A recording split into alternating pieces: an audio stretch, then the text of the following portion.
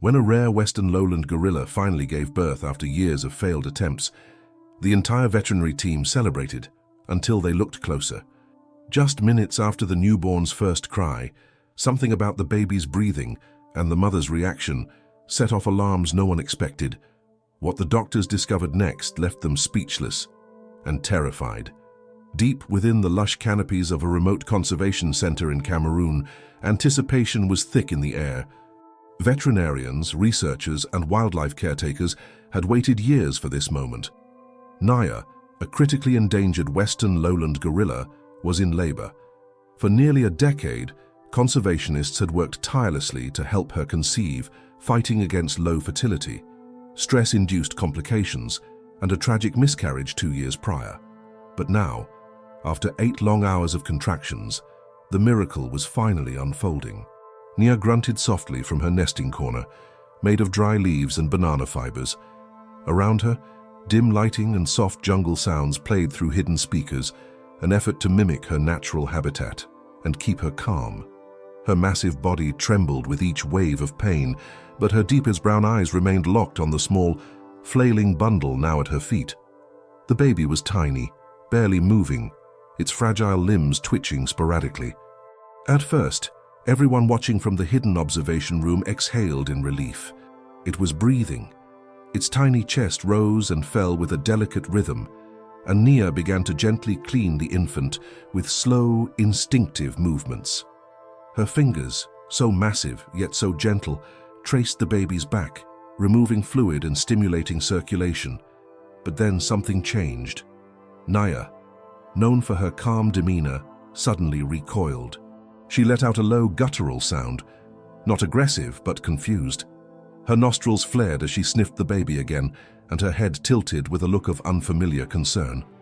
From the observation window, Dr. Samuel Adisa narrowed his eyes. The baby gorilla wasn't crying anymore. Its breathing had slowed. Its coloration, though expected to be slightly pale at birth, was taking on a worrying shade of bluish gray. "Something's wrong," he whispered, rising from his seat. 2 assistants sprang into action, preparing emergency tools as Naya continued to hover, torn between motherly instinct and visible confusion. In a heartbeat, the birth had turned from a celebration into a crisis. What they would uncover within the next minutes would not only shake their understanding of Nia's condition, but change everything they thought they knew about her baby. Doctor. Samuel Adisa pushed through the double doors of the observation room and into the low-lit corridor that led to the enclosure's medical access hatch. He'd delivered dozens of primate births in his 20-year career. But this one felt different from the start. Naya wasn't just any gorilla. She was one of fewer than 100 western lowland gorillas born in captivity worldwide, and perhaps the only one in the region with a known genetic line that had survived 3 generations. Samuel had been with her since she was a shy, gangly juvenile, clinging to her mother's fur.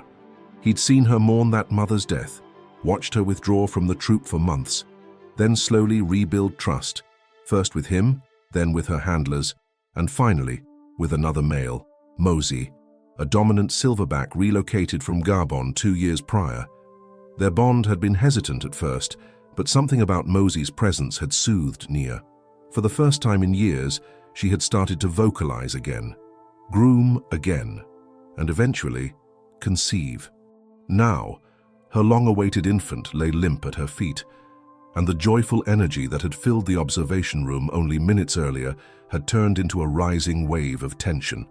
Samuel crouched beside the small access gate, peering through the bars. Inside the maternity enclosure, Naya sat frozen, arms braced behind her, eyes darting between the baby and the far corners of the room, as if trying to locate a threat she couldn't see. She hadn't picked the infant up. That alone was deeply concerning. "Is she rejecting him?" murmured Elise, one of the junior handlers, her voice tight with worry. Samuel didn't answer. He watched Naya intently, searching for clues in her behavior. She wasn't acting aggressively. If anything, she looked uncertain, as though she wanted to respond but didn't know how. That, to him, was worse than outright rejection. "Bring the thermal scanner," he said quietly. Within moments, an assistant placed the portable tablet in his hands. Samuel activated the scan and focused it through the infrared window. A small figure lit up in muted orange, the weakest signal he'd ever seen for a newborn. The baby's extremities, hands, feet, even the tip of the nose were registering dangerously low temperatures. "He's losing body heat," Samuel muttered, "and fast." "Should we intervene?" Elise asked. Samuel hesitated. Intervening in a gorilla birth was a last resort. Maternal bonding was delicate and time-sensitive. Removing the baby, even temporarily, could permanently sever Naya's instincts. But if the baby died in front of her, it could trigger trauma Naya might never recover from. "Give me 60 seconds, he said, tapping into the intercom. "Naya, hey girl," he said gently, his voice echoing softly into the enclosure. "You did so well. You're okay." "It's okay." Naya's ears twitched. Her eyes locked on the source of the voice. She didn't move, but she didn't panic either. That gave Samuel just enough confidence to open the access panel halfway. No barrier, no gloves, just trust. He stepped slowly inside. The baby was still on the ground, unmoving except for a shallow flutter of breath. Samuel dropped to one knee, arms open, palms exposed. No sudden moves. Naya stared at him, chest heaving. She gave a soft grunt, low and rumbling, neither threatening nor relaxed. It was indecipherable. Samuel inched forward. "You remember me," he murmured, voice low and warm. "It's just me. I'm going to help, okay?" Naya let out another grunt, shorter, less tense. Then, to everyone's shock, she scooted back a foot, still facing the baby but allowing Samuel a clear path. Her body remained coiled, ready to intervene, but she didn't stop him. Samuel reached the infant. Carefully, he scooped the fragile form into a blanket, heart sinking as he registered how cold the baby's skin felt through the fabric. There was movement, barely. A slight twitch of the fingers. Still alive. He backed out slowly, never breaking eye contact with Naya, then sealed the access panel and bolted toward the adjacent clinic room. "Elise, prep the heating incubator. Set oxygen levels to neonatal primate defaults. I want a cardio reading and full oxygen saturation stats within 90 seconds. The staff jumped into motion. They'd trained for emergencies like this, but no one expected it would happen with this baby. As they connected sensors and slipped a tiny breathing tube into the infant's nostrils, the initial readings told a confusing story. Heart rate was low, but not crashing. Oxygen was borderline, but the baby's chest movement was erratic, shallow, uncoordinated, like it was fighting itself to breathe. "Is it underdeveloped?" Elise asked, peering at the screen. "No, not quite. Look, lungs are inflating. It's something else. Something mechanical. Neuromuscular, maybe." Samuel's fingers flew across the monitor as he zoomed into the vitals and bone scan overlays. "Spine looks intact. No clear trauma. Wait." He stopped. "Enlarge cranial scan. Increase resolution." The computer chirped. A new image filled the screen, the baby gorilla's skull, but something was off. Elise frowned. "Is that displacement?" Samuel didn't answer at first. His eyes locked on the scan, jaw tightening. "That's not just displacement," he said grimly. "That's asymmetry. Look at the cranial ridge. And this cavity where there should be fluid circulation." He stared for a few seconds longer, then turned to Elise. "This baby wasn't just in distress," he said. "It was born with a condition I've only seen once before, and never in primates."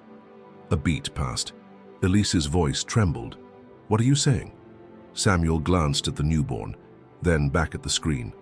"I think we're looking at a neurological anomaly, something that could affect not just breathing but everything." And just as he said it, the infant's monitor began to beep. Erratically, the baby was crashing. The beeping accelerated into a frantic, high-pitched rhythm. Everyone in the room tensed. Elise reached instinctively for the oxygen bag, but Samuel was already adjusting the flow on the ventilator, eyes scanning the heart rate monitor. "Pulse dropping," he said sharply. "We're losing him. Respirations collapsing, 17 and falling. Okay, initiating manual ventilation." Samuel fitted the neonatal mask over the infant's tiny face, inflating its lungs in rhythmic pulses. The baby's chest responded, rising and falling with shallow effort. Still no crying, no reaction, no resistance. Just the faintest movement, enough to say it hadn't given up, but not enough to reassure anyone. A nurse brought over a preheated IV. "Do we start glucose now?" "Not yet. I need blood gas levels first," Samuel said, voice clipped. "We're flying blind." He looked down at the infant again. Something wasn't adding up. The physical metrics, while alarming, weren't catastrophic. The baby should have been crying, should have reacted more strongly, but it hadn't. And now, the scans were confirming something no one on the team wanted to voice aloud. A second monitor flashed to life as the blood test completed. Elise leaned in, scanning the results. Lactic acids high, CO2 retention, metabolic stress. "No," Samuel murmured, more to himself than anyone. "It's neurological." He turned back to the skull scan. The earlier suspicion had now become a troubling certainty. The shape of the occipital lobe, the narrowed cerebral ventricles, and most of all, a malformed brainstem. It was a pattern he'd read about only once, years ago, in a human neonatal case report from Berlin. A rare developmental defect, the kind that couldn't be fixed. "Elise," he said quietly, "this baby might never breathe properly on its own. If I'm right, his autonomic nervous system isn't regulating core functions." "Are you saying he's brain dead?" she whispered. "No, but his brain isn't fully communicating with the rest of the body. There's partial disconnect." Elise went pale. "What does that mean for him?" Samuel hesitated. He could survive. Maybe. But he'd need constant support. Likely never walk. Never feed on his own. And certainly never return to Nia. That final line hit harder than anything else. Everyone in the room had seen the footage of Nia just minutes after birth, her confused glances, her reluctance to pick up the baby. She must have sensed something. Instinct ran deep in primates. Some part of her had known this isn't normal. Elise stepped back from the incubator, her voice hoarse. "So, what do we do?" Samuel didn't answer right away. He adjusted the oxygen flow again, then turned toward the observation glass. Through it, Nia was visible, alone now in the enclosure, pacing slowly along the perimeter of the nesting area. She wasn't wailing, she wasn't panicking, but her movements were uneasy. Her chest rose and fell with silent tension, and every few steps she glanced toward the sealed panel, as if waiting. "She's still expecting her baby back," Elise said softly. Samuel sighed. "I know." The room fell quiet for a few moments. Machines hummed, the ventilator ticked, the infant's vitals stabilized slightly, heart rate improving, oxygenation climbing above 92%, but still, no signs of natural response. The baby was surviving, not living, not yet. "Has Mosey been informed?" Samuel asked. Elise shook her head. "He's still in the secondary enclosure. We haven't let him near Nia since the birth. Keep it that way for now. He's already unpredictable. If he senses weakness..." They didn't need to finish the thought. Male gorillas, particularly dominant silverbacks, were known to react violently toward offspring perceived as weak or ill. In the wild, it wasn't unheard of for them to kill deformed or ill cubs to maintain troop strength. For the safety of all, Mosey had to be kept at a distance. Elise sat down, resting her forehead against her palm. "So we're looking at full-time care. Incubator, feeding tube is rehab if he makes it." Samuel nodded. "That's if he survives the next 24 hours. Will Nia accept him again if he does?" "Doubtful." The words felt like a weight between them. In primate care, the emotional well-being of the mother was as important as the child's survival. Reintroduction was risky, especially when the infant lacked mobility or strength.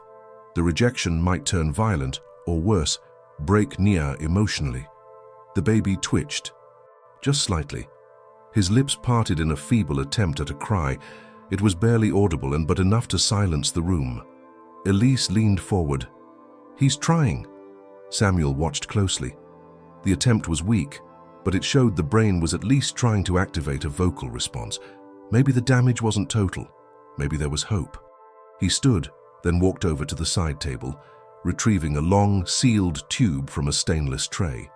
"I want a full genetic profile," he said. "Run it against Nia and Mosey. I want to be sure this baby is theirs. Elise's head snapped up. You think he's not? Samuel turned, slowly.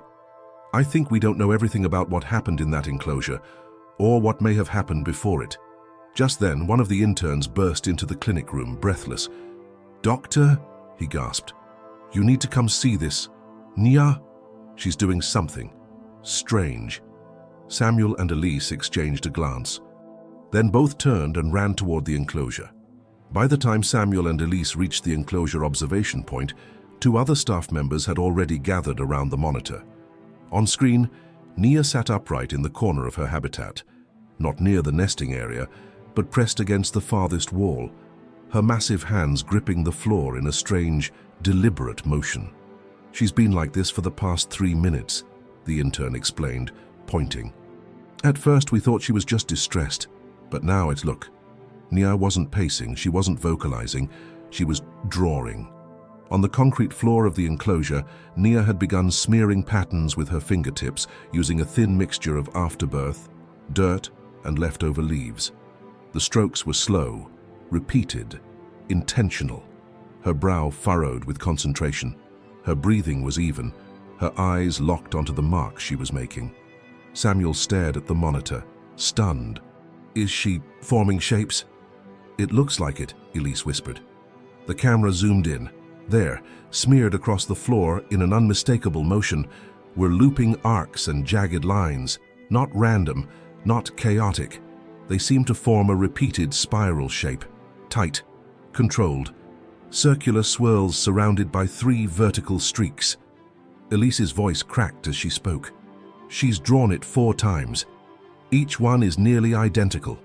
Samuel couldn't take his eyes off the screen.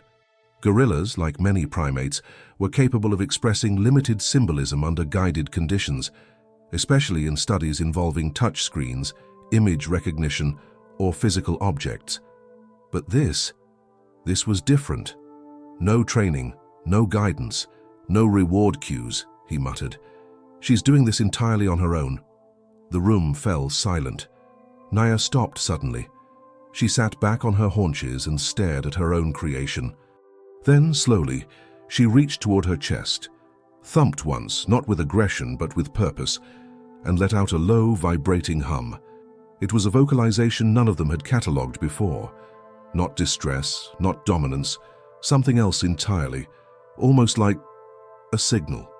She's communicating, Samuel said, breath caught in his throat. But not to us. Then to who? The question hung in the air like static. Down the hall, the infant's monitor beeped steadily. Elise turned toward the glass between the lab and the incubator. The newborn gorilla lay still, attached to tubes and sensors. But then, wait, she said. Look at the vitals. The oxygen saturation had risen to 96, heart rate stabilizing. But most surprising of all, a subtle muscle spasm appeared in the infant's right hand, followed by the tiniest curling of its fingers, and then again and again, in a deliberate, pulsing rhythm. Elise frowned. Are those seizures? Samuel shook his head. No, they're too controlled, and they're synchronized.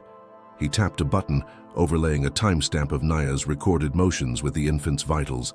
What they saw made their skin crawl.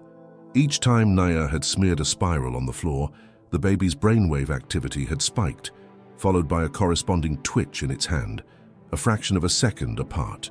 4 spirals, 4 synchronized pulses. You're telling me she's triggering this? Elise asked, her voice barely above a whisper. I'm saying, Samuel's voice faltered, that we may be witnessing some form of maternal limbic resonance, or something we don't understand yet. He didn't want to say it aloud, but everyone in the room was thinking it. What if Nia was communicating not just a need or emotion, but an internal awareness? A cognitive connection with her infant that bypassed vocal language and touched something deeper, primal. I want a neurological echo-scan of the baby. Compare limbic spikes to Nia's proximity. Pull audio too, Samuel ordered. A technician began compiling data as the rest of the team stared at the monitor in disbelief. And then the real twist came. Nia stood. She approached the panel window where Samuel had exited earlier, her posture low but calm. Then, lifting her hand, she tapped the glass. Once. Twice. She pressed her palm flat against it. And in her other hand, clutched tightly, was something none of them had noticed before. A small object, dark and smudged with dirt. Samuel zoomed the camera. It was a pendant, a tarnished silver locket. "Elise, did anyone ever put anything into the enclosure?" he asked, eyes narrowing. "No," she said. "Nothing except nesting materials and basic tools." "That locket isn't from us." Samuel leaned in closer, his chest tightening. "Then where did she get it?" The intercom crackled. "Dr. Adisa," came a ranger's voice. "We've just reviewed security footage from the day before Naya went into labor." "Go ahead," Samuel said, not taking his eyes off the screen. "There's a breach." A man entered the outer perimeter after dark. He didn't approach the troop directly, but he reached the edge of the female enclosure. And then he dropped something into Naya's pen. Samuel's blood ran cold. What did he drop? We can't tell from the angle, but it looked metallic, like jewelry. "Do you have a face match?" A pause. Then, "Not yet. But get this. He wasn't in our system as a visitor. We're trying to trace his entry point now." Elise stepped forward slowly, staring at the screen. "What if that man wasn't just trespassing?" she said. "What if he knew exactly who Naya was and what she was carrying?" Samuel didn't reply, because in that moment, Naya turned her face toward the camera, her deep brown eyes locked onto the lens as if she knew they were watching. And for the first time, Samuel felt watched in return. The control room remained utterly still as Naya stood before the glass, her massive form bathed in the soft red glow of the enclosure's evening lights. In her left hand, the pendant swung slightly. Its chain looped twice around her thick fingers. It glinted faintly, catching the reflection of the monitoring equipment. She pressed her other palm flat against the panel once more, breathing slow and steady. Elise leaned in closer, studying the pendant. "We need a close-up," she said. Samuel nodded and tapped into the zoom control. The camera refocused slowly. The locket's outer casing was scratched, worn, but still intact. And on the front, there it was, a faded engraving. 2 letters intertwined in cursive script, S.A. Elise squinted. "Is that—" Samuel froze. His voice came out low, almost hoarse. "That's my mother's locket." Everyone turned. Elise stared at him, eyes wide. "What?" Samuel backed away from the monitor a step, as if distance might somehow make sense of what he was seeing. "It can't be. That locket was buried with her, after the accident. I haven't seen it in 20 years. You're absolutely sure?" He nodded, slowly. "She had it made after I graduated med school. Custom initials, S.A. For Samuel Adisa. It was in her casket." Elise's face paled. "Then how the hell is Naya holding it right now?" No one in the room had an answer. A technician interrupted, voice tight. "Dr. Adisa, we finished processing the audio from the enclosure." Samuel nodded. "Play it." The screen shifted to a waveform display, accompanied by the video feed of Naya during her drawing episode. As the clip played, her low-frequency vocalizations, barely audible to the human ear, registered as clean, harmonic tones on the spectrogram. But then something peculiar emerged. "Overlaying subharmonics," the technician said. The audio deepened, revealing a second layer beneath Naya's vocal hums. It wasn't just noise, it was structured, almost like a rhythm.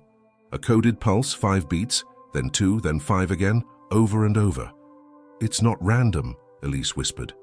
"No," Samuel replied. "It's a sequence." A chill moved through the room. "Doctor," another staffer called from the side console, "we also just got the genetic profile results from the infant." Samuel turned sharply. "Already?" "Yes. We ran a triple match. Nia is confirmed as the biological mother." The tech hesitated, then continued. "But Mosey isn't the father." Silence fell like a stone. "That's impossible," Elise said. "They were isolated together for months." Samuel's mind raced. "Run it again, against my profile." There was a pause. The room waited, breathless. The tech checked the screen. "Already did. Partial match detected." The infant shares 47% genome similarity with your markers. Elise blinked. You're telling us? No, Samuel said, holding up a hand. That's not how it works. Not literally, but close kin. The father shares enough with me genetically to suggest a direct bloodline. He stepped back, stunned. Which means, the father is your brother, Elise said quietly. Samuel didn't answer. He was already halfway out the room. He moved fast down the corridor, past the secondary enclosures, barely registering the voices calling after him. His mind flooded with fragments of memory. His brother, Malik, gone for years. Estranged. Brilliant, angry, obsessed. They'd last spoken 8 years ago. Their final argument had ended with Malik disappearing from the research world entirely. He'd always believed his brother had gone underground, pursuing fringe genetic research after being banned from several ethics committees. Rumors had circulated. There were whispers of experiments, cross-species gene manipulation, prenatal modification, nothing proven, until now. Samuel stopped outside the neonatal care lab and stared through the glass. The infant lay still but stable in the incubator, chest rising with gentle rhythm, hands occasionally twitching. His skin was less pale now. The tremors had subsided. A gentle sound played from the speaker, a filtered loop of Nia's vocal hums. The baby stirred slightly each time the low tones passed through the room, as if responding to a signal only he could feel. Elise arrived beside him moments later, holding the locket. Security found this just inside the fence where the breach occurred, she said. There were no fingerprints, but they did find partial DNA on the chain. It's a match. To who? To Malik Adisa. Samuel didn't react at first. He kept his eyes on the infant, his voice low. So he came back. He didn't just come back, Elise replied. He left you a child. Samuel shook his head slowly. Not a child. A message? A test. Elise looked at him. Then what do we do? He exhaled, staring at the baby's eyes, half open now, unfocused but alert. We keep him alive.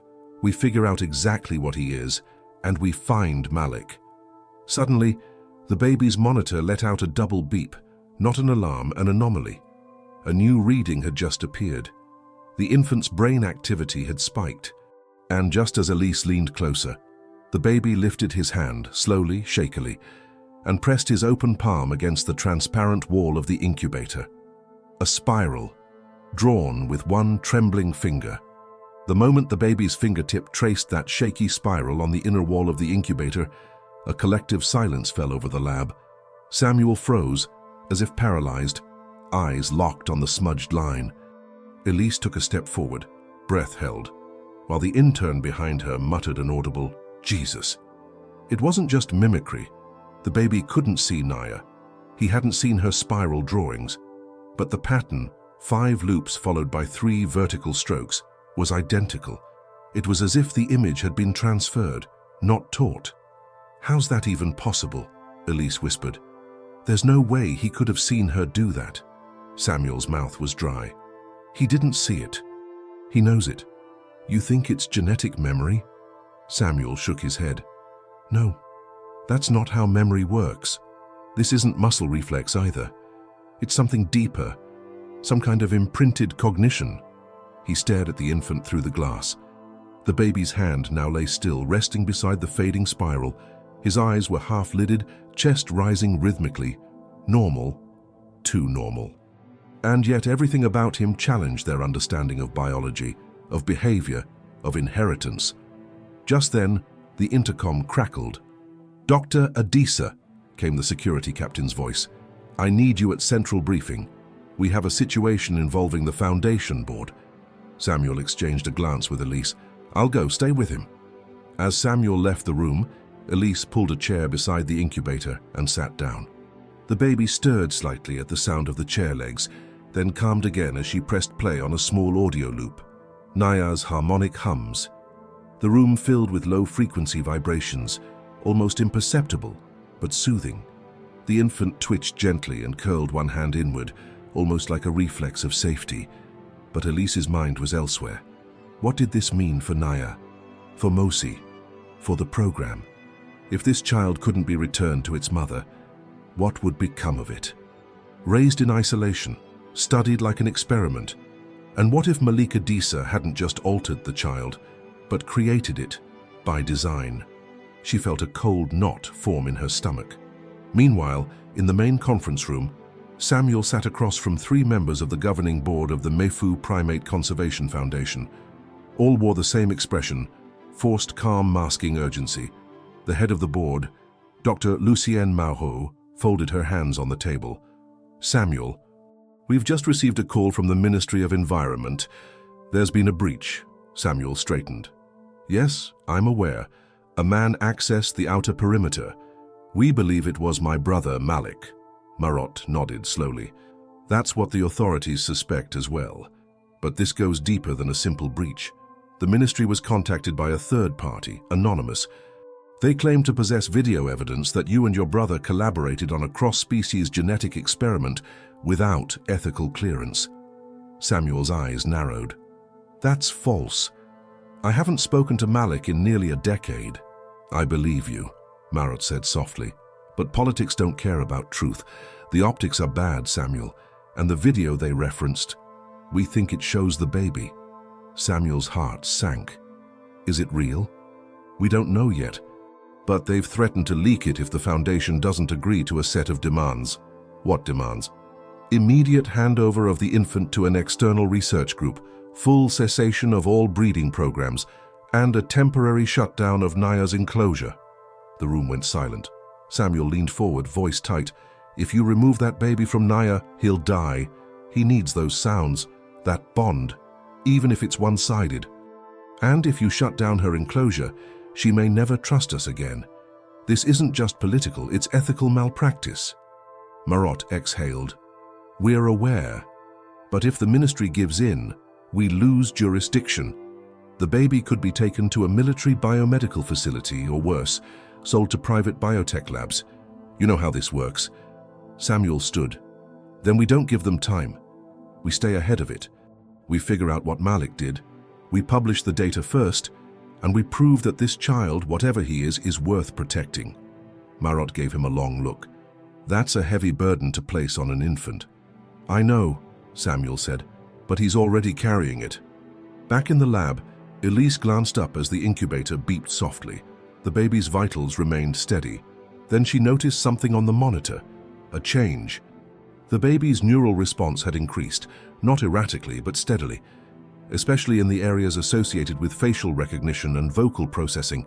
He was reacting to the sounds, not passively, but learning. Then her phone buzzed. It was a message from the tech team. Subject shows rapid synaptic formation in auditory cortex, developmental rate equivalent to a 4-month-old human infant at 72 hours post-birth. Elise's eyes widened. She turned back toward the glass and whispered, "What are you?" And just then, the power in the lab flickered. The audio loop cut out, the hums stopped, and in the sudden silence, the baby's eyes shot open wide, and for the first time, he let out a sound. It wasn't a cry, it was a hum, the exact same frequency as Nia's, but deeper and more human. The hum lingered in the air like a ghost, reverberating through the glass of the incubator and into Elise's chest. Her hand trembled as she reached for the audio monitor. No playback, no speakers. What she was hearing was real. The baby gorilla, no more than 72 hours old, had just produced a vocal frequency that matched his mother's harmonic tone, but with unnatural precision. And it didn't stop. The infant held the note for 4 seconds, then fell silent. A moment later, he did it again. Same pitch, same length, same exact vibration. Elise leaned closer to the glass, stunned. He was practicing. Not crying, not mimicking, reproducing. Her headset crackled. "Elise?" It was Samuel. "What just happened?" "We saw the hum register from the other building." Elise's voice shook as she replied, "It didn't come from Nia. It came from him." There was a long silence on the line. "Elise," Samuel said finally, "I need you to lock down the neonatal lab. Now. No one enters, not even staff." "Why?" "What's going on?" "They leaked it." Those 3 words hit like a punch. "What do you mean, leaked?" "There's a video going viral, on X, on Telegram, even Reddit. It shows Nia drawing spirals, and a clip of the baby mimicking it. They're calling it the gorilla hybrid hoax. But people are watching. We're up to 1.4 million views in 30 minutes. Elise swallowed hard. What does that mean for us? It means we're not the only ones interested anymore. By the time Samuel returned to the lab, 2 uniformed guards stood posted at the main entrance. The hallway beyond was dimly lit, cleared of interns and technicians. Only Elise remained inside, reviewing the live neuroimaging scans. Traffic from outside, she asked, without turning. Massive. We traced the upload source to a VPN, probably routed through 3 countries. Someone inside leaked it. Someone from here. Had to be. Samuel approached the monitor and studied the infant's neural map. The peaks were clustered along areas of prefrontal activity, planning, decision-making, unusual even for a human newborn. Has he made the sound again? 3 times, same pitch, same length. I checked against Naya's audio recordings from earlier today. It's identical down to the harmonic decay. Samuel crossed his arms, tension growing behind his eyes. This isn't just mimicry, this is encoding. Elise nodded. You think he's responding to a signal? I think he's continuing it. The screen flickered again, another spike in auditory response. The baby turned slightly in his incubator, eyes tracking toward the speaker, though it wasn't playing. Samuel, Elise said quietly. I don't think he needs to hear her anymore. Samuel turned slowly. What do you mean? I think he remembers, not just the voice, the tone, the intention. He's holding on to her as if she's still speaking to him. Samuel's face hardened. If that's true, then what happens if we bring them together again? 2 hours later, deep within the secured mother-infant observation room, Samuel and Elise stood behind a reinforced glass partition, watching Naya pace slowly along the edge of the enclosure. She was restless. Since the birth, she had refused all food, had ignored every enrichment toy. The only thing that seemed to anchor her was the scent blanket the infant had been swaddled in. She slept curled around it, guarded it fiercely, even groomed the folds like they were living fur. She's mourning him, Elise whispered, but not because she thinks he's dead, because she knows he's gone. Samuel pressed the intercom. Nya, girl, you've been strong.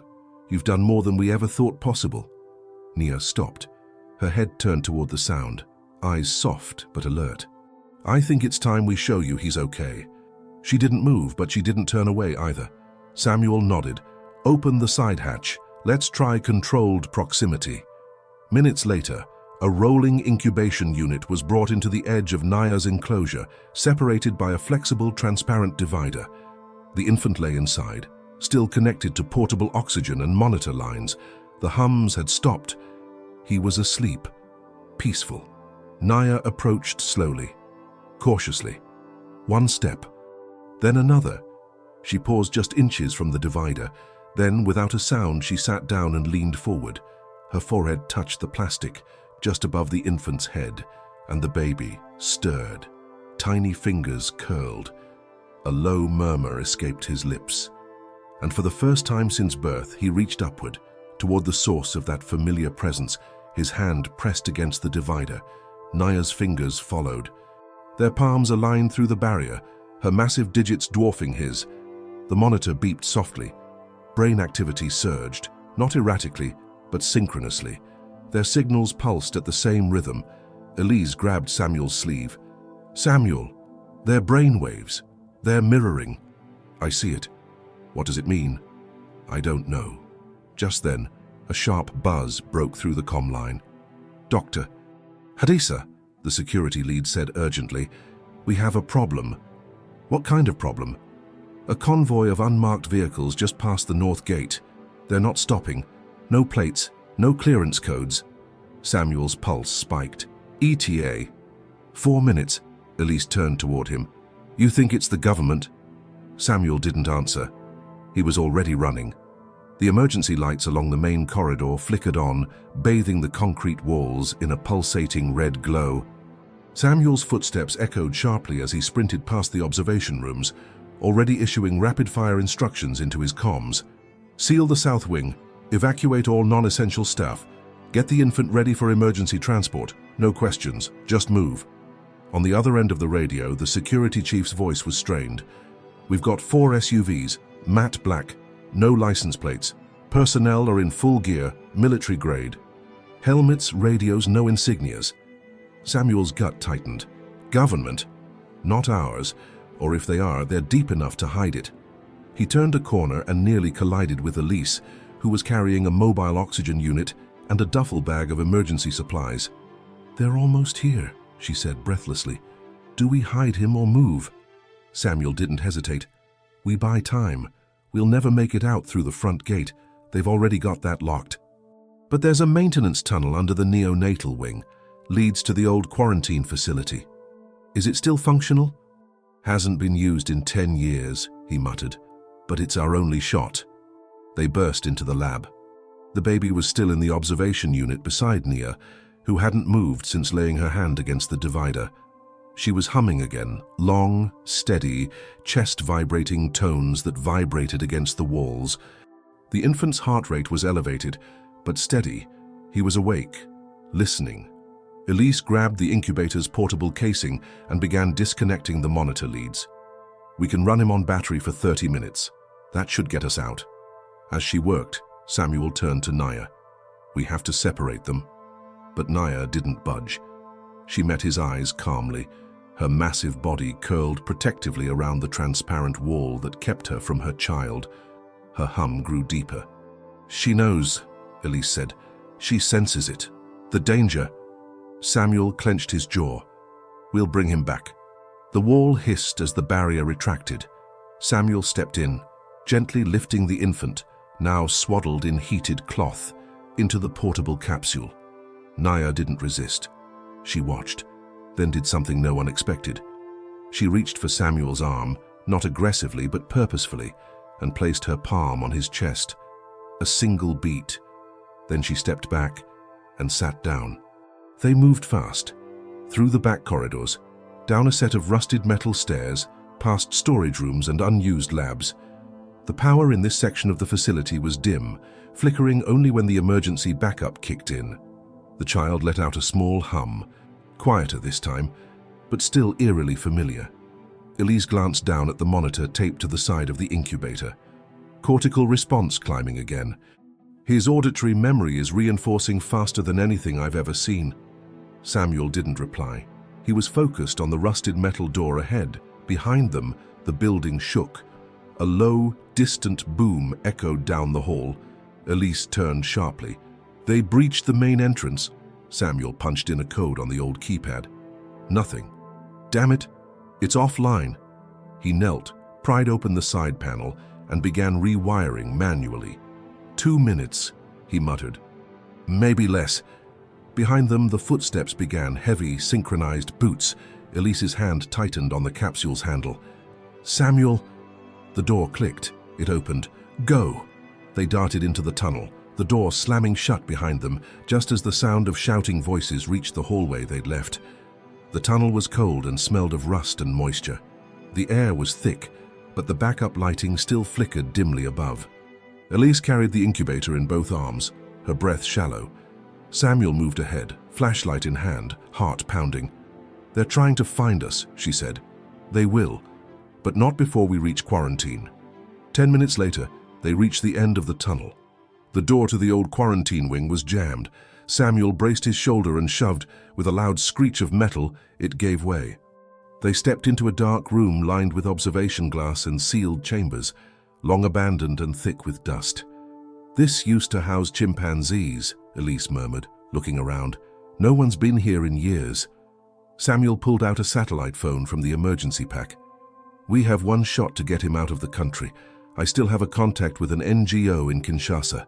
If we can get the baby to them..." He was cut off by the sound of movement, not behind them, inside the room. They froze. Then a figure stepped into the dim light at the far end of the hall, tall, slender, hooded, and unmistakably familiar. Samuel whispered, "No." The figure removed the hood. Malik Adisa, older now, beard graying, eyes sharper than ever, a calm, knowing smile on his face. "I was wondering how long it would take you to bring him here," Malik said. Elise's hands shook. "How did you find us?" I didn't. He did. Malik pointed at the infant. He's been calling me since the moment he was born. Samuel stepped forward, rage and disbelief mixing in his voice. What are you doing, Malik? His brother's eyes glinted. I didn't come to take him, Sam. He stepped closer. I came to tell you the truth.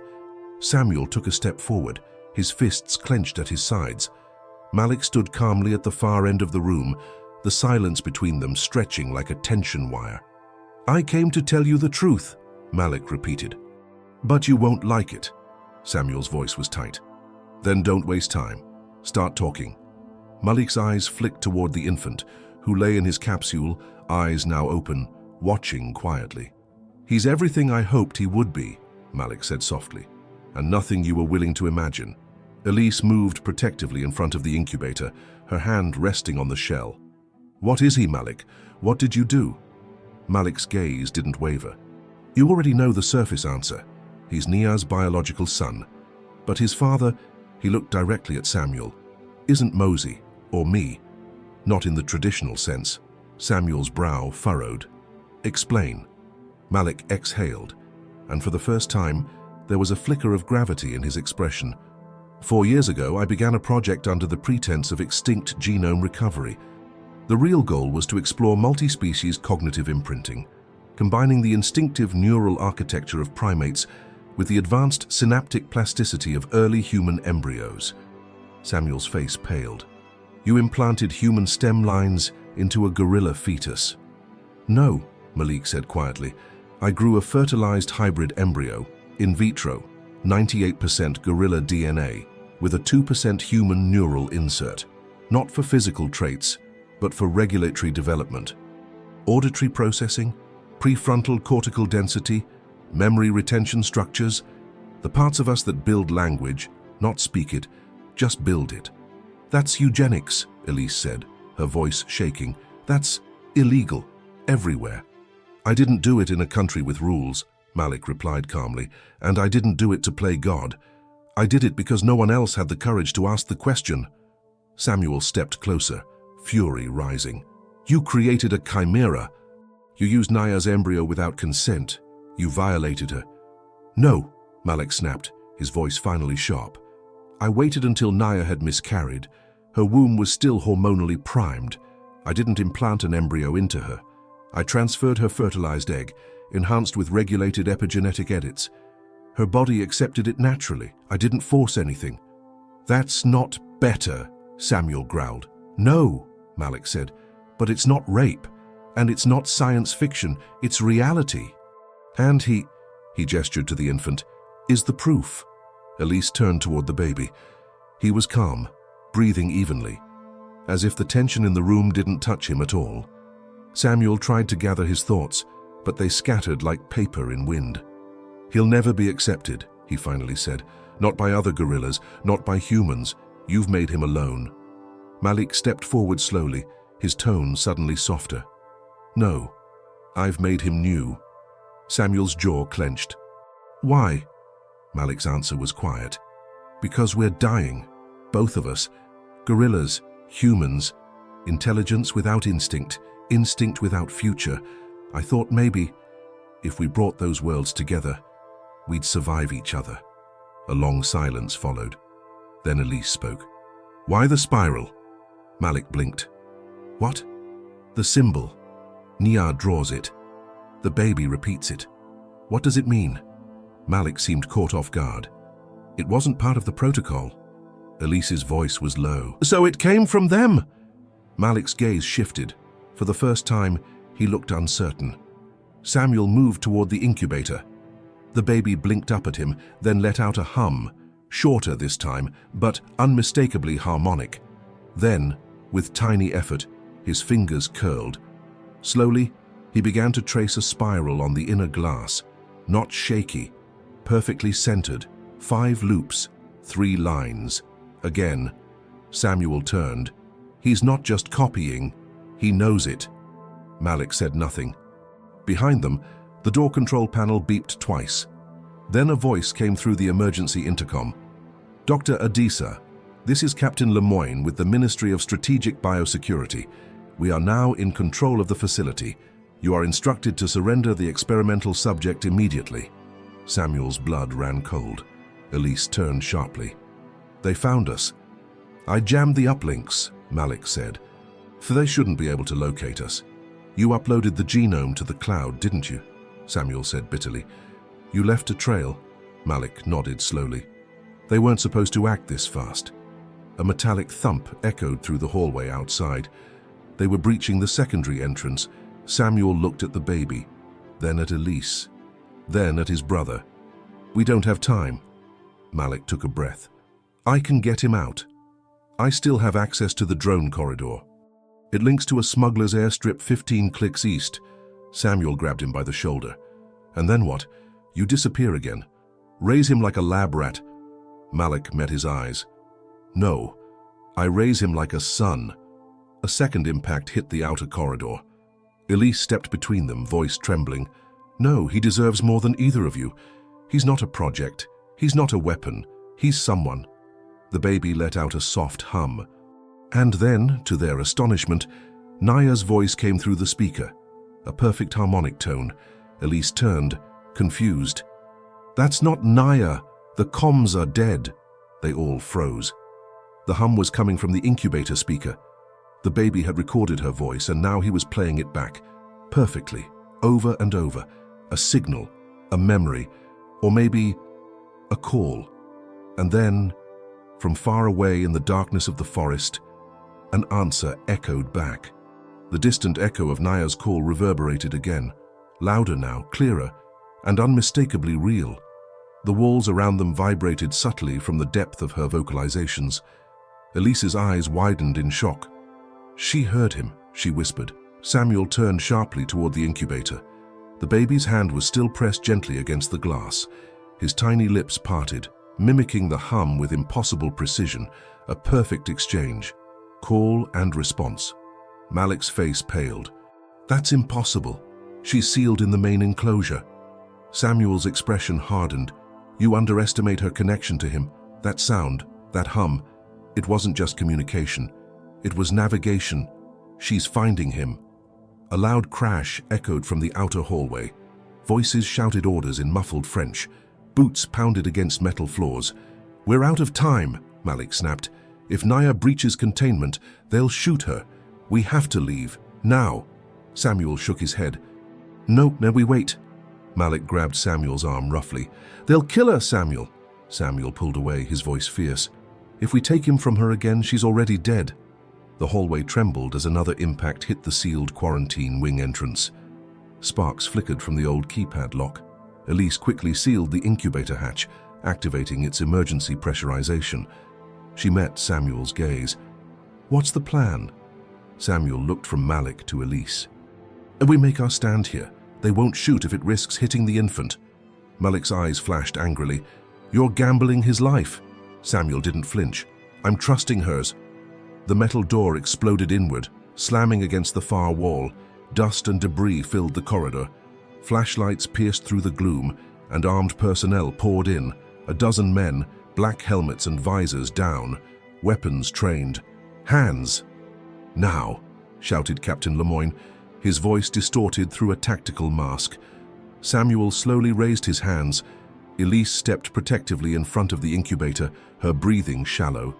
Malik hesitated, then complied, eyes darting toward the open tunnel. Captain Lemoyne advanced, weapon steady. Step away from the subject. Samuel remained still, voice calm but firm. If you move him now, he dies. Lemoyne's expression was unreadable behind his visor. That isn't your decision to make. It's biology, Captain. Separation trauma, cortisol shock. He's neurologically bonded. You know what that means. The captain hesitated for half a second, just long enough for a sound to ripple through the corridors behind him. A low, deep growl, followed by the unmistakable resonant thud of massive limbs on concrete. Samuel's heartbeat surged. She's here! Lemoyne turned sharply. His men raised their weapons, forming a protective line. Hold your fire, he ordered tensely. The soldiers froze, weapons trained, breathing rapid. From the darkness behind them emerged Nia, slowly, deliberately, massive shoulders rolling under sleek black fur, her head held high, eyes alert but unafraid. She stopped at the edge of the room, her gaze immediately locking onto the incubator. No aggression, only recognition. Samuel stepped cautiously forward. "She's not a threat, Captain," Lemoyne snapped back. "She's breached 2 reinforced barriers. That animal is highly dangerous." "She's a mother," Samuel replied firmly, "not a monster." Naya moved forward, ignoring the rifles now aimed squarely at her chest. She paused just steps away from Elise and the incubator. Her enormous frame eclipsed the harsh lights, casting a protective shadow over the baby. Then, astonishingly, she lowered her head gently, pressing her forehead once more to the incubator wall. The infant's hand immediately rose to match hers through the glass. Everyone watched, breathless. Malik's voice trembled softly. "She's not just responding, she's soothing him." Samuel nodded slowly. "Their neurological bond is mutual." Captain Lemoyne adjusted his grip. "This isn't your call, Doctor. I have orders." "Then disobey them," Samuel said sharply. "Because if you break this bond now, we lose something we'll never understand, something your commanders couldn't imagine." Lemoyne hesitated, eyes flicking between Samuel, the infant, and Naya, then froze as his comm buzzed urgently. "Captain," crackled a voice in French, "we have additional incoming 20+ vehicles approaching from the south perimeter." "Who?" Lemoyne demanded. "Unknown. Private security markings. Possibly foreign contractors." Lemoyne muttered an expletive under his breath, visibly conflicted. "Secure the perimeter. Nobody enters without clearance." Samuel's heart raced. "They're after him. Captain. Private labs. Rogue scientists. Whoever they are. They don't care about Naya, about us, or about your jurisdiction. They only want the baby." Lemoyne paused, then lowered his weapon slightly. "And what exactly do you propose?" Samuel took a breath. "Let me and my team evacuate Nia and her child. Escort us off-site through the back corridor. Once we're clear, you seal this facility and hold your ground against whoever's coming." The captain's eyes narrowed skeptically. "And what happens after?" Samuel glanced at Malik. "We disappear. Permanently." Malik nodded slowly.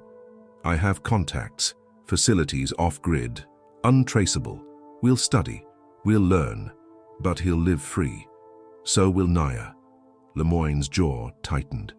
He considered, then abruptly signaled his men to lower their weapons. "You have 2 minutes. Take your team and go. If anyone catches you, we'll deny ever meeting." Samuel turned to Elise, who had already begun prepping the incubator for transport, but Nia remained still, waiting. Samuel stepped toward her cautiously. He gestured gently to the baby. "Come, Nia. Time to go." She turned her gaze fully on him, a calm wisdom behind her dark eyes. Then, astonishing everyone present, she moved her massive hand toward the incubator hatch, and with astounding delicacy, she opened it.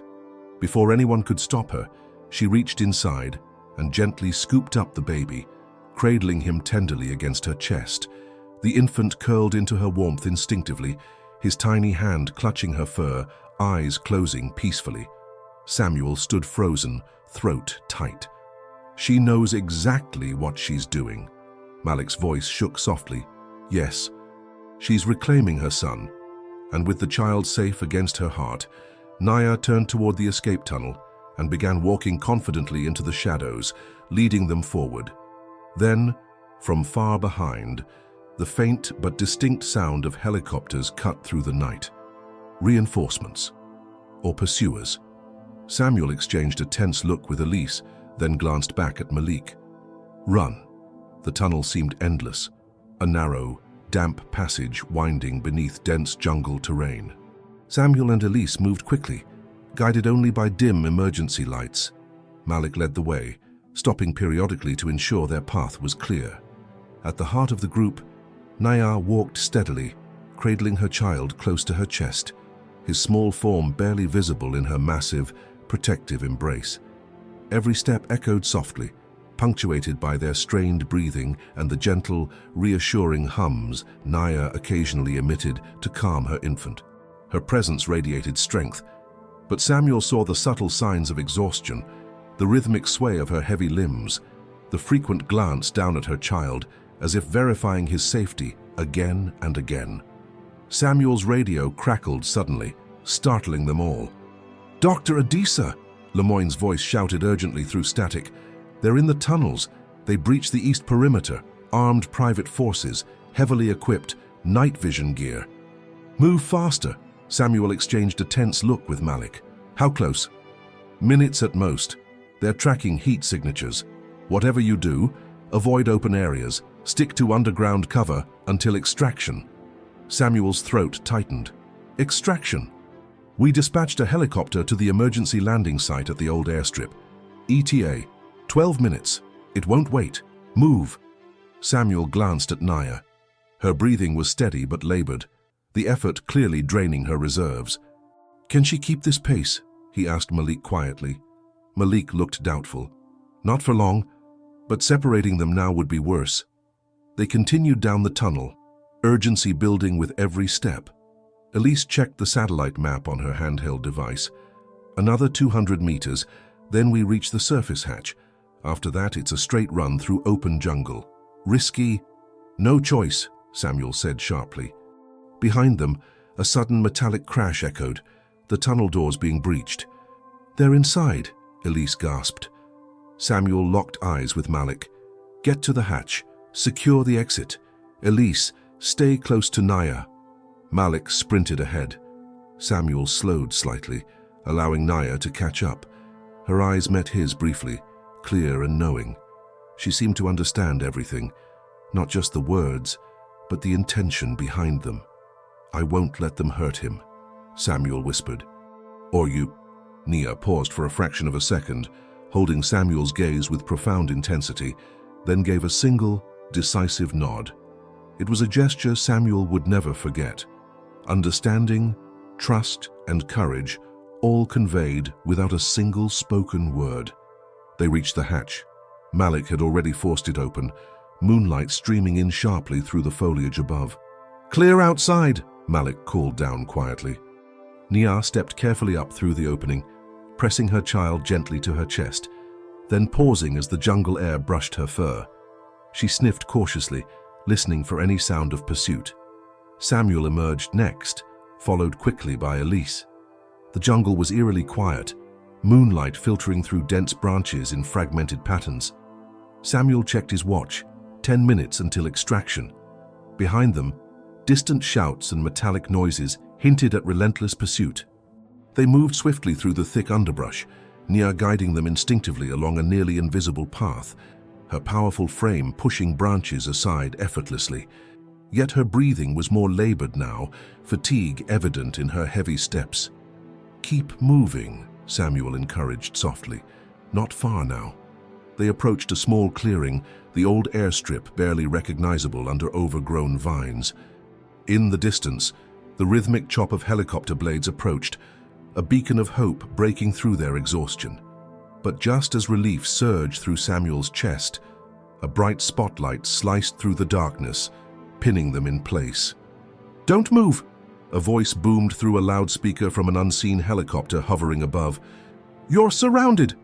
Samuel's heart sank.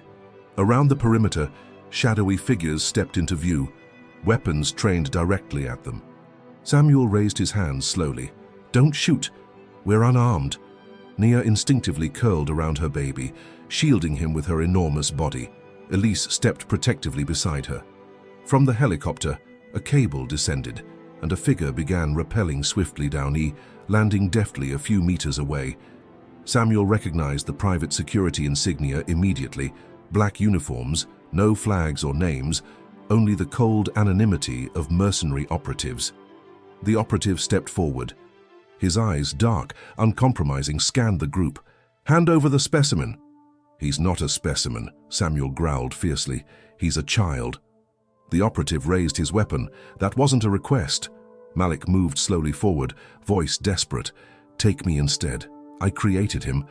I have the data you want. Every protocol, every genetic sequence. Let them go." The operative glanced coldly at Malik. "You're not needed. Our client wants the infant alive and intact. The rest of you are expendable." He aimed his weapon directly at Samuel. A low, fierce growl erupted from Nia's chest, vibrating the ground beneath them. The operative turned sharply, momentarily startled. Nia had risen to her full height, her posture no longer passive but protective. Muscles tensed, powerful jaws bared, eyes burning with unmistakable fury. "Don't," Samuel warned urgently. "She's protecting her child." The operative hesitated only briefly, then motioned sharply to his men. "Sedate her, retrieve the infant, dispose of the others." As several operatives advanced, tranquilizer rifles raised, Nia suddenly lifted her head toward the distant horizon. Her ears perked, listening intently, as if hearing something no one else could detect. Then Samuel heard it too, faint but clear. A chorus of deep, resonant hums, rising like thunder from the surrounding jungle, one after another, a symphony of primal power. The operatives paused, glancing nervously at each other as the jungle seemed to come alive, branches shaking, leaves trembling. "What is that?" one of them whispered harshly. Malik's eyes widened in realization. "They're responding to Nia's call." From every direction, massive shadows emerged. Gorillas, dozens of them, silverbacks and mothers, adolescents and elders. Their eyes glinted fiercely in the moonlight, their powerful forms surrounding the clearing like guardians summoned by some primal call. At the center stood Nia, her baby nestled securely in her arms, her expression calm and unafraid. The operative stepped back uncertainly, weapon wavering slightly as he barked orders into his radio. And as the gorillas moved forward as one, Samuel realized the truth Malik had tried to explain. Nia's child wasn't just a scientific anomaly or an experiment. He was a bridge, a connection forged by nature, reinforced by genetics, yet utterly transcendent. And now, nature itself had come to claim him. The night air felt electrified, tension humming through every leaf and blade of grass. Around the clearing stood an unprecedented gathering, more than 24 gorillas, their massive frames illuminated faintly under the dim moonlight, eyes reflecting a quiet, primal strength. At the center was Nia, immovable, a living shield around her child. Samuel felt his pulse quicken, barely daring to breathe. The armed operatives stood frozen, weapons still trained but now trembling slightly in uncertain hands. Their leader barked into his radio, urgency overtaking his voice. "Multiple targets confirmed. Large primates. Hold your fire. Repeat, do not engage until my signal." Malik shifted uneasily next to Samuel. "They don't want an incident with this many endangered animals," he whispered tensely. "It would ruin whoever's funding this operation." Samuel nodded slowly. "They won't risk it unless forced." At the edge of the clearing, a large silverback stepped forward cautiously, his gaze meeting Nia's. Recognition flickered between them, primal, instinctual understanding passed silently through a single shared glance. Then the silverback turned to face the human intruders directly. He rose onto his hind legs, towering impressively, and beat his chest twice, the resonant sound vibrating through the clearing. Not aggression, a firm warning. A boundary set clearly by nature itself. The operative hesitated visibly. His radio crackled again urgently, static blurring the frantic orders coming from above. Samuel stepped forward slowly, hands raised in a gesture of peace. "You have your orders, I understand," he said calmly. "But this has gone far beyond your contract. The entire world is watching. Do you really want this massacre on your conscience? Is your paycheck worth what happens next?" The operative met Samuel's eyes, doubt flickering behind his visor. Nia watched intently, holding her baby tight. The infant's small eyes, alert and bright, took in the scene with astonishing calm. He seemed to draw strength from the creatures around him, as if he recognized their protection and solidarity. Another operative broke the tense silence. "Sir, Command wants immediate extraction. We're being ordered to secure the infant at all costs." Samuel's heart dropped. The leader squared his shoulders grimly. "Trank the female. Take the baby. Quickly." Samuel shouted in protest, stepping forward, but the operative raised his weapon again, finger poised on the trigger. In that instant, the jungle exploded into motion. From every direction, gorillas surged forward in perfect unison, powerful limbs hitting the ground with thunderous impacts, teeth bared, their massive forms moving swiftly yet purposefully, encircling the humans in a ring of fur and muscle. The operatives stumbled backward, weapons swinging wildly, unable to choose targets from so many moving shapes. Their shouts dissolved into panic. "Hold your fire!" the leader shouted desperately. "Stand down!" "Hold fire!" Samuel, Malik, and Elise stood frozen at the center, watching the astonishing choreography of nature reclaiming its dominion. None of the gorillas attacked directly.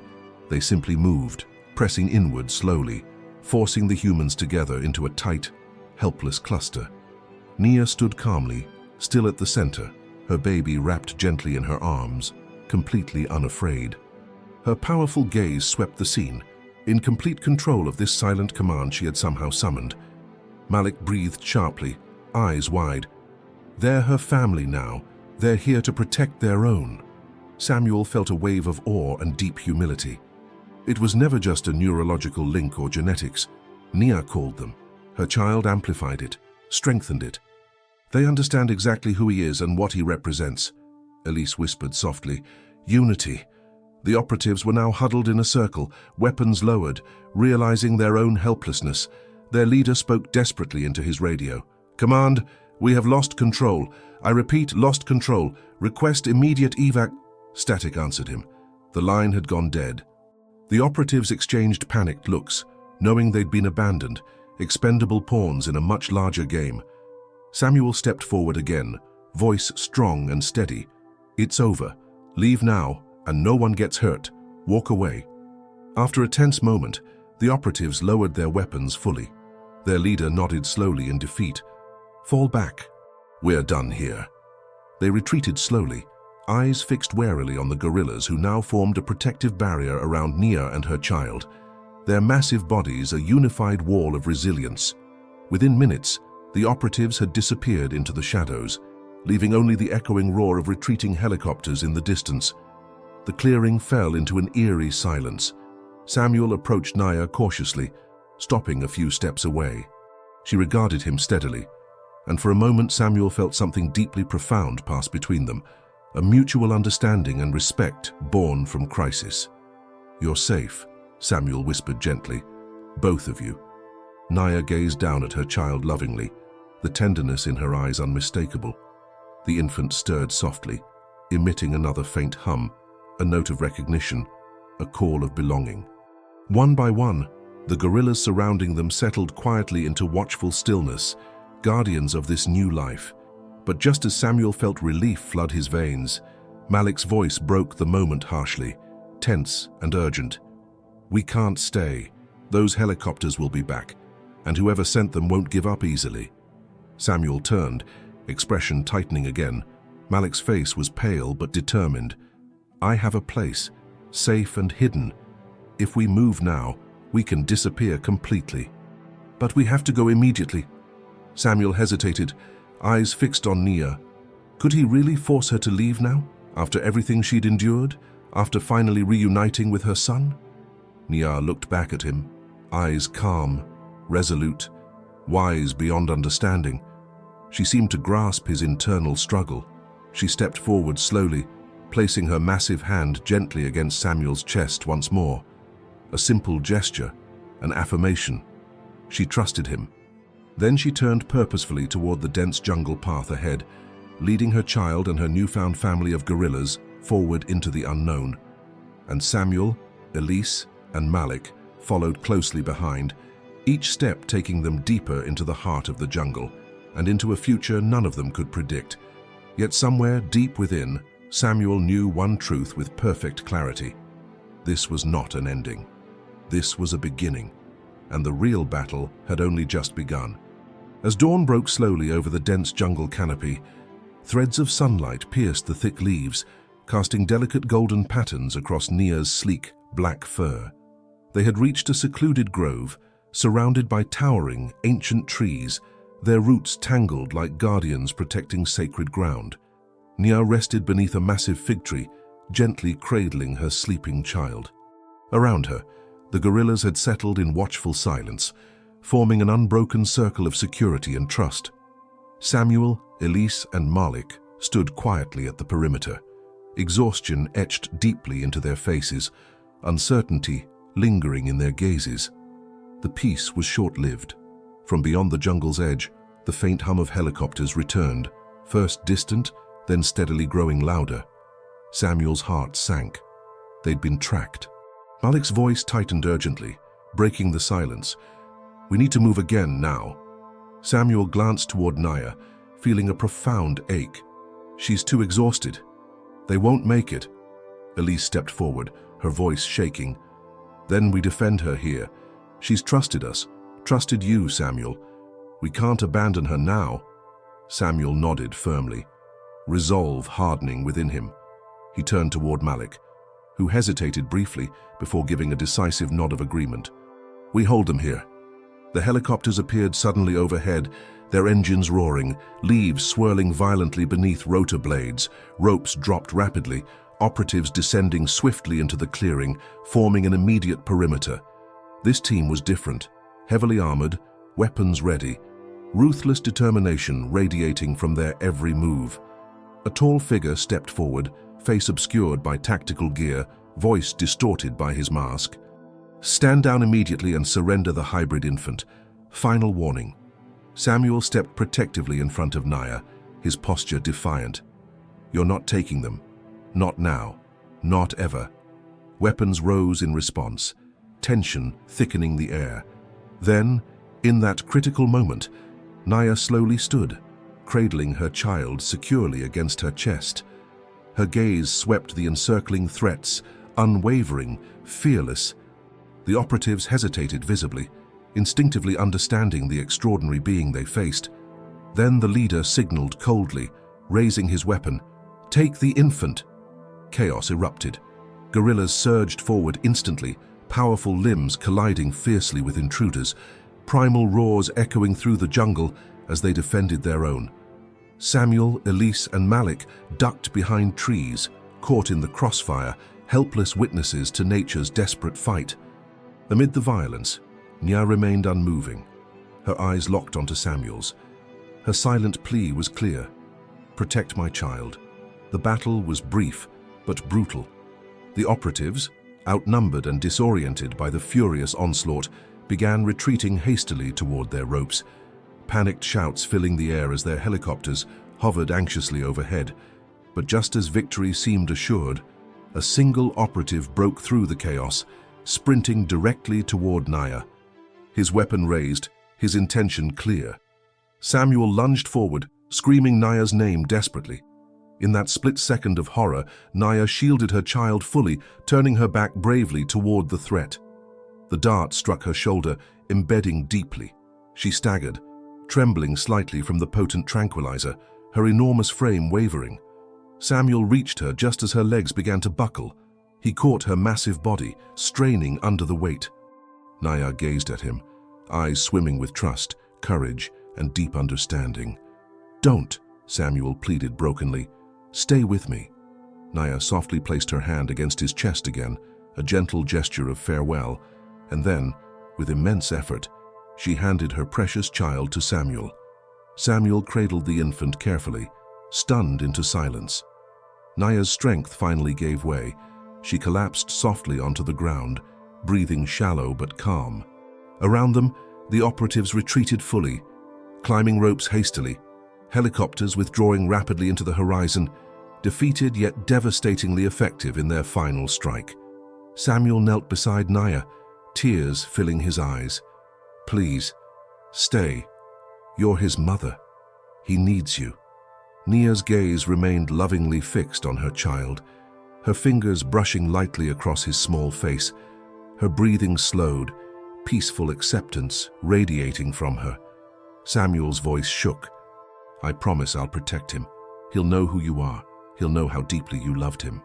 Nia's eyes softened, her final breath escaping gently, leaving only silence behind. Elise and Malik stood quietly behind Samuel, their hearts heavy with grief and reverence. Samuel carefully placed Naya's child against his chest, feeling the infant curl instinctively toward his warmth. Then, slowly, something extraordinary happened. The infant lifted his head gently, tiny eyes opening fully, locking directly onto Samuel's. His small fingers curled softly around Samuel's thumb, and from within his delicate chest, a deep, resonant hum emerged, a perfect echo of his mother's love.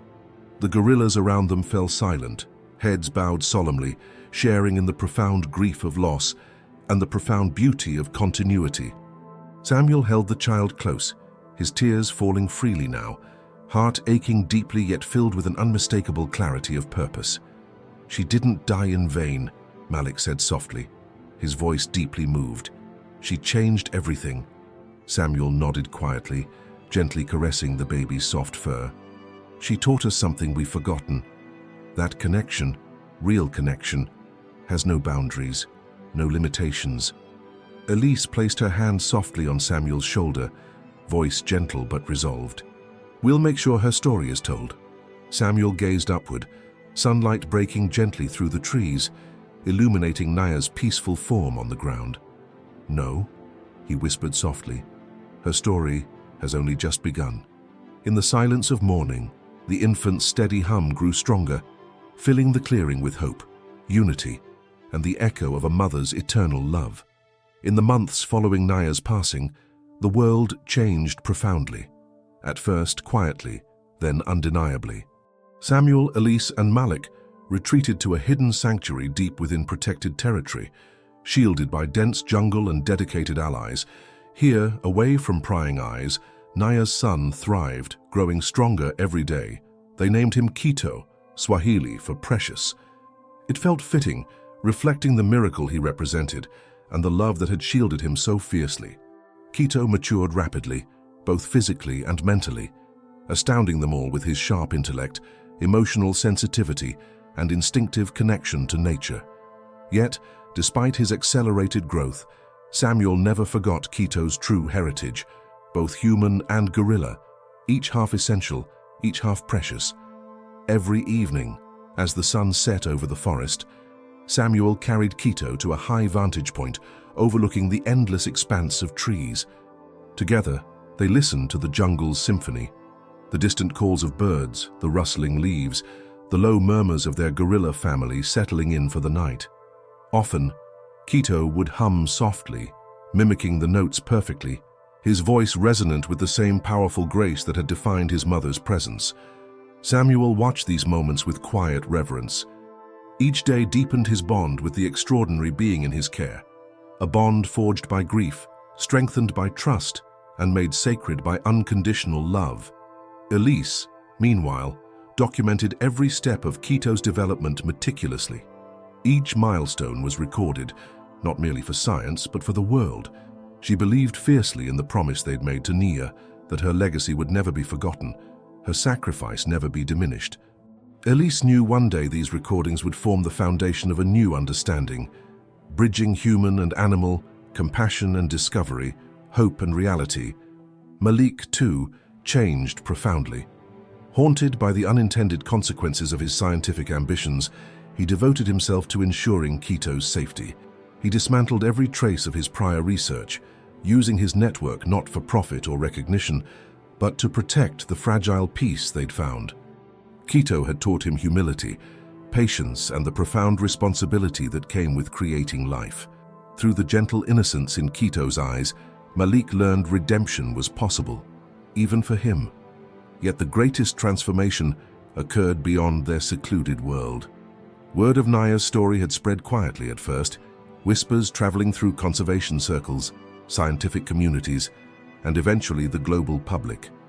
When the truth emerged, of a mother's bravery, her profound connection with her child, and the extraordinary lengths to which nature had gone to protect one small, vulnerable life, something remarkable happened.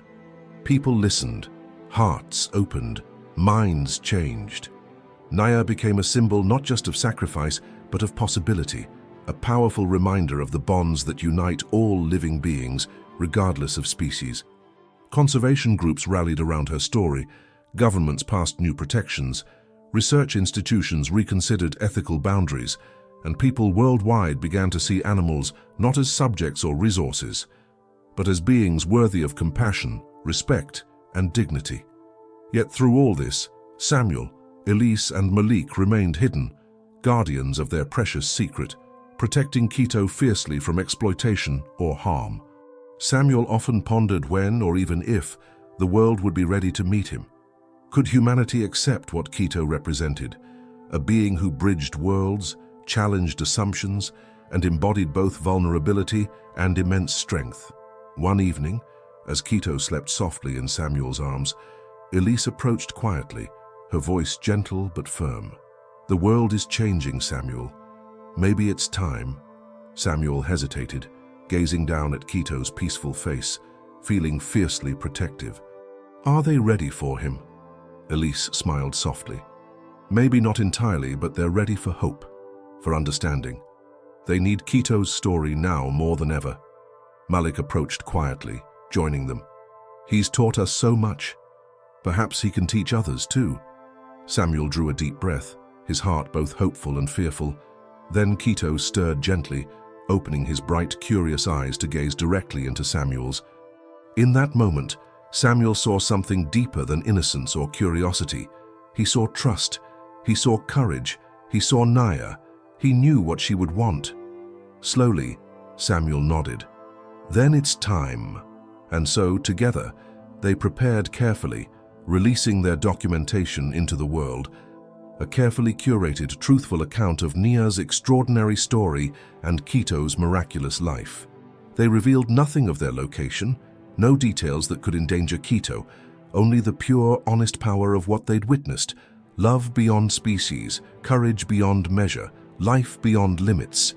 The story spread like wildfire, touching millions. Compassion surged worldwide. Conservation initiatives strengthened, policies changed, attitudes evolved, and slowly but undeniably, the world became a little kinder, a little gentler, a little wiser. Nia's sacrifice was honored not in stone or monument, but in action, in empathy, in real, tangible change. As years passed, Quito thrived, ever curious and astonishingly wise. And one evening, standing at their familiar vantage point overlooking the endless forest, Samuel held Quito's hand gently and whispered, "Your mother would be so proud of who you've become." Quito hummed softly in response, his voice powerful, clear, full of the strength he inherited, and a love that transcended all boundaries. Samuel smiled gently, feeling profound peace. "You taught us something vital," he whispered softly. "You taught us to see." And as they stood together beneath the vast starlit sky, a symphony rose from the jungle once more, strong, unified, beautiful, the call of family, the song of connection, the hum of Naya's everlasting love. Thank you for watching and being part of this incredible journey. Nia and Quito's story is a powerful reminder that love and connection have no boundaries. If this touched your heart, please subscribe to our channel and help us spread their inspiring story. Together, we can protect the incredible creatures who share our world and continue this journey toward greater compassion, understanding, and hope. To discover more extraordinary stories, click the next video on your screen and join us in changing the world one heart at a time.